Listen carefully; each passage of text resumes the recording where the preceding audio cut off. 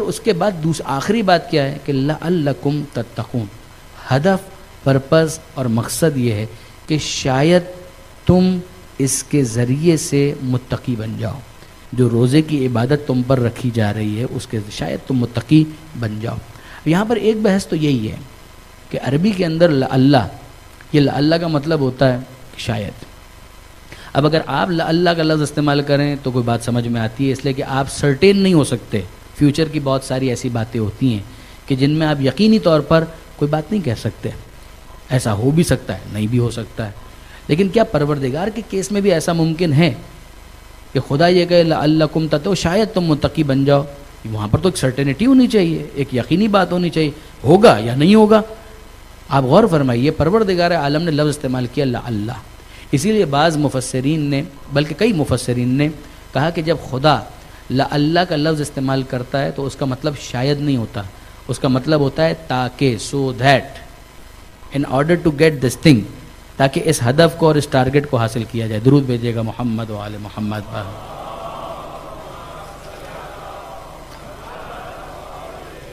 اچھا، آپ دیکھیے شاید کے اوپر کتنی اچھی مثال بنی. جب ہمارے دوست یہ پانی لے کر آئے تو میرا خیال تھا کہ شاید یہ ٹھنڈا ہوگا، شاید یہ ٹھنڈا ہوگا، اور کافی یقین کے قریب تھا، مگر ٹھنڈا نہیں ہے. لیکن پھر بھی بہرحال پانی پانی ہوتا ہے تو پیاس تو بجھائے گا. ایک مرتبہ آپ اور درود بھیجیں محمد و آل محمد.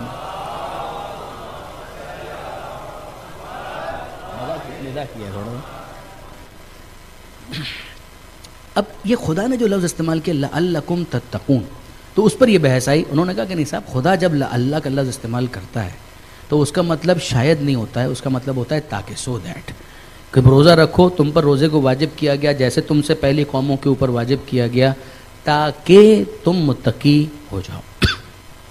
علامہ سید علی نقی صاحب اور دیگر مفسرین نے بھی، مگر نمائندہ مفسر کے طور پر اس وقت میں علامہ صاحب کا قول آپ کی خدمت میں عرض کروں. وہ فرماتے ہیں کہ ایسا نہیں ہے، لعلہ کا یہاں پر لفظ شاید ہی کے لیے استعمال ہوا ہے، اور یہ اس وجہ سے استعمال نہیں ہوا ہے کہ علم خدا میں کوئی کوتاہی ہے یا کمی ہے. مسئلہ یہ ہے کہ جن لوگوں کے بارے میں بات کی جا رہی ہے وہ کوئی ایک انداز کے نہیں ہیں. یعنی اگر کسی فرد واحد کے بارے میں کہا جاتا تو یقینی طور پر کہا جا سکتا تھا کہ یہ رزلٹ آئے گا یا نہیں آئے گا. اگر کوئی خاص قسم ہو لوگوں کی، ان کے بارے میں بیان کیا جائے تو حتمی طور پر کہا جا سکتا ہے کہ صاحب یہ رزلٹ آئے گا یا نہیں آئے گا.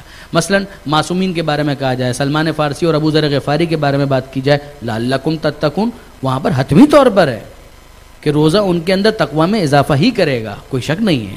لیکن جب کیس یہ ہو کہ بہت سے ایسے افراد ہوں جو ایمان کا فقط دعویٰ کرتے ہوں، دل میں نفاق کو چھپا کر بیٹھے ہوں، کچھ ایسے افراد ہوں جو ایمان رکھتے بھی ہوں مگر بہت کمزور ایمان رکھتے ہوں، جب یہ والا کیس ہوگا تو پھر اس کے بعد بات کو اسی طریقے سے بیان کیا جائے گا کہ ایک جنرل بات ہو کہ جس کے اندر امکان کو سمجھا بھی دیا جائے اور یہ بھی بتا دیا جائے کہ بعض ایسے افراد ہو سکتے ہیں کہ جو اس کو اتنا اچھی طریقے سے ریسیو نہ کریں. کیس کیا ہے برادران عزیز؟ گلا آپ کا خراب ہے، ڈاکٹر کے پاس آپ جاتے ہیں اور ڈاکٹر آپ کو اینٹی بائیوٹک لکھ کر دیتا ہے. اینٹی بائیوٹک کے اندر پوٹینشل موجود ہے کہ وہ آپ کے گلے کے انفیکشن کو دور کر سکتی ہے، یقینی طور پر اس کے اندر یہ پوٹینشل موجود ہے. ڈاکٹر آپ سے کہے کہ صاحب یہ پرسکرپشن ہے، یہ اینٹی بائیوٹک استعمال کریں صبح دوپہر شام اتنے دن تک. آپ وہ اینٹی بائیوٹک استعمال بھی کرنا شروع کر دیں مگر ساتھ میں دوسرے 10 غلط کام کر رہے ہیں. پانی پوری آپ کو کھانی ہے، بھیل پوری آپ کو کھانی ہے، چاٹ آپ کو کھانی ہے، اور اس کے بعد پھر آپ ڈاکٹر سے آ کے شکایت کریں کہ آپ کی اینٹی بائیوٹک ورک نہیں کرتی ہے، کام نہیں کرتی ہے. اے بندہ خدا، hard to gain harder to maintain. جتنا اہم اینٹی بائیوٹک کو استعمال کرنا تھا اس سے زیادہ اہم تھا کہ اینٹی بائیوٹک کے اثر کو رہنے بھی تو دیتے. ساتھ ساتھ اتنے 10 دوسرے جو غلط کام کیے ہیں اس کے بعد کیا اینٹی بائیوٹک سے شکوے کو جسٹیفائی کیا جا سکتا ہے کہ اینٹی بائیوٹک کام نہیں کر رہی ہے؟ اینٹی بائیوٹک کام کرنے دیں آپ تو وہ کام کرے گی. جیسے پروردگار عالم کہتا ہے ان الصلاۃ تنہا عن الفحشاء والمنکر، جہاں تک پوٹینشل کا تعلق ہے نماز روکتی ہے فحشاء سے، برائیوں سے، منکرات سے، لسٹ فل ایکٹیویٹیز سے انسان کو روکتی ہے، خوف خدا پیدا کرتی ہے. مگر ایک انسان فقط نماز کو پڑھ کر چلا جائے اور اس کے بعد جو نماز کے اثرات ہیں ان کو محو کرنے کے لیے دوسری 10 غلط کام ساتھ ساتھ وہ کرتا چلا جائے تو کیا نماز کے پوٹینشل کو ڈاؤٹ کیا جائے گا؟ ایسا نہیں ہے. یہاں پر بھی مسئلہ یہ ہے لعلکم تتقون، روزہ ایز فار ایز روزہ از کنسرن اس کے اندر پورا پوٹینشل ہے، وہ تمہیں متقی بنائے گا، وہ تمہیں تقویٰ دے گا، لیکن کیس کیا ہے؟ کیس یہ ہے کہ تم روزے کے اثرات کو باقی بھی تو رہنے دو. جب اس کے اثرات کو تم باقی نہ رہنے دو تو اس کے بعد پھر روزے سے شکوہ کرنا حق نہیں بنتا. پھر انصاف کی بات یہ کہ بڑی زیادتی ہے کہ انسان پروردگار عالم سے یہ کہے. اب یہاں پر آ کے اگلی بات کو دیکھیے. یہ جو پروردگار عالم نے کہا لعلکم تتقون، یہ وہ منزل ہے کہ جہاں پر ہمیں موقع ملتا ہے کہ ہم تقویٰ کے مفہوم کو ایک مرتبہ پھر سمجھنے کی کوشش کریں.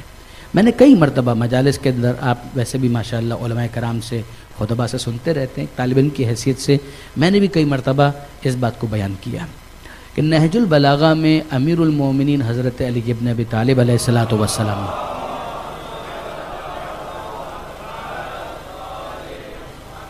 مولا نے تقویٰ کو کس طریقے سے سمجھایا. پوری ایکسرسائز ہم کر رہے ہیں تقویٰ کے لیے. پروردگار عالم کا حکم پورا کرو، روزہ رکھو قربتاً الی اللہ. کیوں؟ لعلکم تتقون.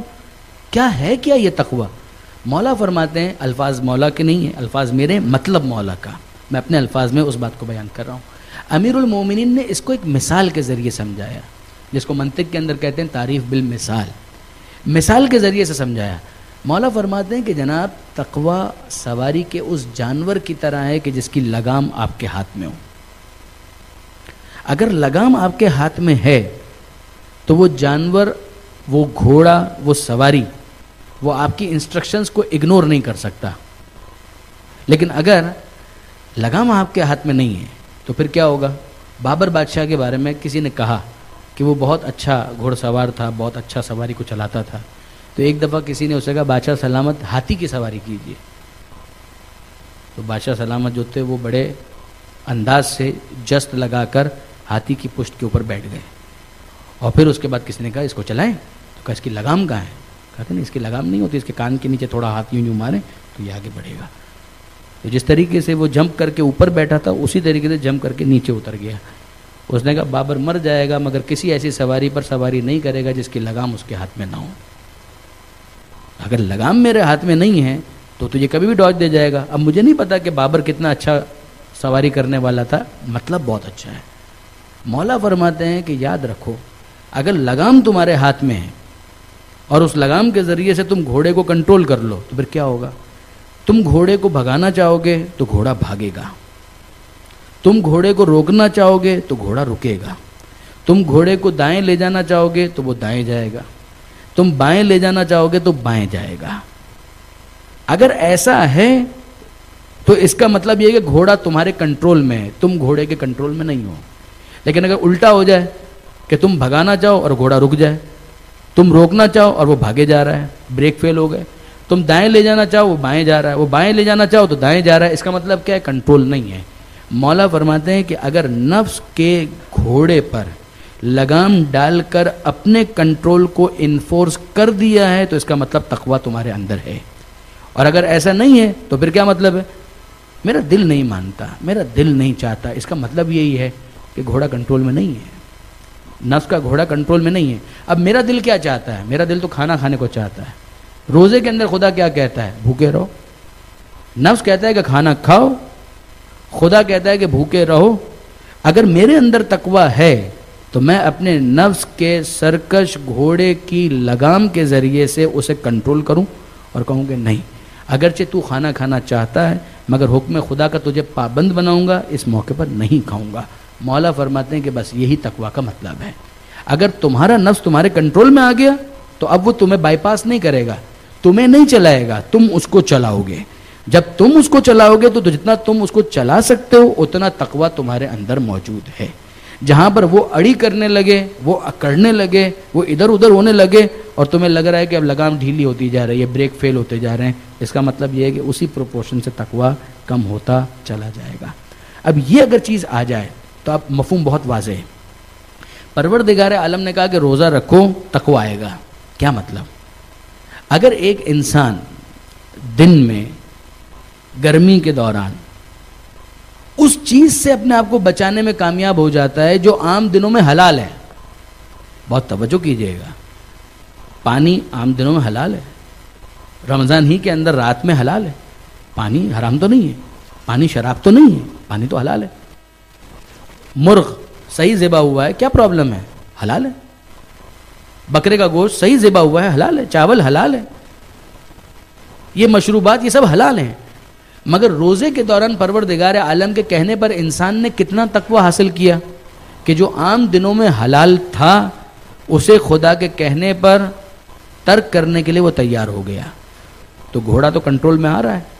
پروردگار عالم یہ ارشاد فرماتا ہے لعلکم تتقون، تم نے خود اپنے آپ پر حجت کو تمام کر دیا. جب تم خدا کے کہنے پر 1 مہینہ حلال سے بھی اپنے آپ کو روک سکتے ہو تو باقی 11 مہینے حرام سے اپنے آپ کو کیوں نہیں روک سکتے؟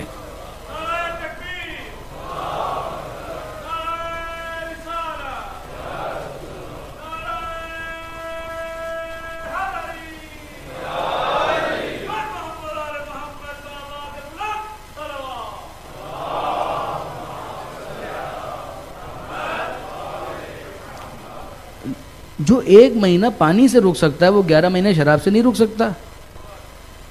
جو 1 مہینے حلال گوشت سے روک سکتا ہے وہ باقی 11 مہینے حرام گوشت سے نہیں روک سکتا. کیسے نہیں روک سکتا؟ اس نے تو خود اپنے آپ پر حجت کو تمام کر دیا. پروردگار عالم فرماتا ہے لعلکم تتقون. اب یہ پھر ایک انٹرسٹنگ بات آتی ہے، وہ یہ کہ جناب علی اگر کوئی شخص روزے کے دوران تقویٰ کا مظاہرہ کرے گا تو باقی تقویٰ اس کو حاصل ہوگا. تو اس کا مطلب یہ کہ اس کو کم سے کم 0 پر تو نہیں ہونا چاہیے. بات بالکل ٹھیک ہے، بات بالکل ٹھیک ہے. ایک مرتبہ پھر علامہ سید علی نقی صاحب ہی کی مثال ہے جو انہوں نے نظام زندگی جو ان کی بہت عمدہ کتاب ہے اس میں انہوں نے یہ مثال دی کہ اگر آپ ورزش کرتے ہیں تو کیوں کرتے ہیں؟ ورزش آپ کرتے ہیں صحت مند رہنے کے لیے، مگر اتنی صحت پہلے سے ریکوائرڈ ہے کہ ورزش کر سکیں. فالج کا مریض ورزش نہیں کرے گا. آپ کہیں جاگنگ کریں آپ کی صحت بہت اچھی رہے گی، تو ایک صاحب جو فرش پر ہیں یا بیمار ہیں وہ بیچارہ اس نے کہا کہ میں بھی جاگنگ کروں. کہا کہ نہیں سرکار آپ کہاں جاگنگ کریں گے، آپ تو پہلے ہی بالکل پیرالائز ہو چکے ہیں، تو آپ سے تو اس بات کا تقاضا نہیں کیا جائے گا. پہلے آپ کا یہ فالج دور ہو پھر آپ جاگنگ بھی کر لیجئے گا. لیکن وہ شخص جو جاگنگ کم سے کم کر سکتا ہے، یعنی اتنی صحت تو اس کی ہے کہ وہ کچھ بھاگم دوڑی کچھ کر سکتا ہے، تو اس سے کہا جائے گا کہ آپ تھوڑی ورزش کریں. کیوں ورزش کریں؟ تاکہ آپ مزید صحت مند ہو سکیں. تو اتنی صحت تو آپ کے اندر ہے کہ آپ ورزش کر سکیں. یہی بات پروردگار عالم نے کہی کہ یا ایھا الذین آمنو، کہ اگر ایمان کا کچھ منیمم درجہ بھی ہے تو یہ توقع تو ہمیں کرنے کا حق ہے کہ تم روزہ رکھو گے. تو تقویٰ کا کچھ نہ کچھ ڈوز تمہارے اندر ہے، اس کو استعمال کر کے جب تم روزہ رکھو گے تو جس طرح سے ورزش کے بعد صحت بہتر ہو جاتی ہے، روزے کے بعد تقوی کا لیول بھی بہتر ہوتا چلا جائے گا.